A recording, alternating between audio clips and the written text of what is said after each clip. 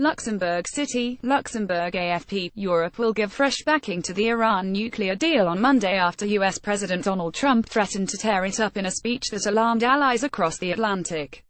EU foreign ministers meeting in Luxembourg will add their voices to a chorus of international backing for the 2015 accord that demanded that Tehran freeze its nuclear ambitions in return for the lifting of punishing sanctions. Get the Times of Israel's daily edition by email and never miss our top stories. Free sign-up. Trump stopped short of pulling out of the deal in his much-anticipated White House speech on Friday, leaving that decision to U.S. lawmakers, but restated his belief the deal was letting Iran off the hook. A senior EU official said foreign ministers were expected to express their full support for continued implementation of the deal negotiated with Iran over 12 years by the US, Britain, France, China, Germany and Russia. The leaders of France, Britain and Germany delivered a clear rebuke to Trump in a joint statement on Friday which said the deal remained in our shared national security interest and urged US lawmakers to think carefully before doing anything to undermine the agreement. British Foreign Secretary Boris Johnson, centre, speaks with Belgian Foreign Minister Didier Reynders, right, and Finnish Foreign Minister Timo Juhani Soini, during a meeting of EU foreign ministers at the EU Council building in Brussels on November 14, 2016. Photo. Virginia Mayo. UN inspectors have repeatedly certified that Iran is sticking to its technical requirements under the accord, but Trump insists that what he called the fanatical regime in Tehran was not living up to the spirit of the deal.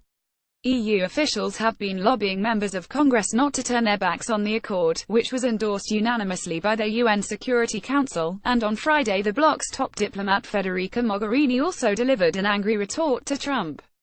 To my knowledge, there's not one single country in the world that can terminate a UN Security Council resolution that has been adopted unanimously, and implemented, and verified, she said.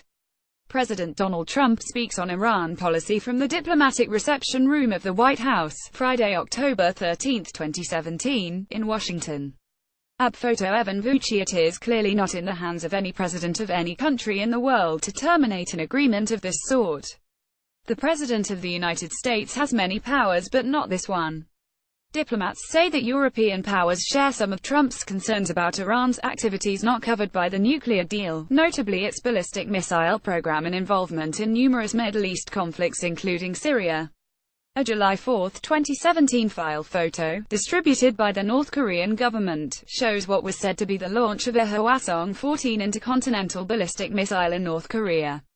Korean Central News Agency Korea News Service via file, but they say these should be dealt with in other forums and warn it would be a calamitous mistake to sacrifice the achievement of the nuclear deal. Renegotiation is out of the question. The accord is necessary, important and stops Iran becoming a nuclear power, one EU diplomat said.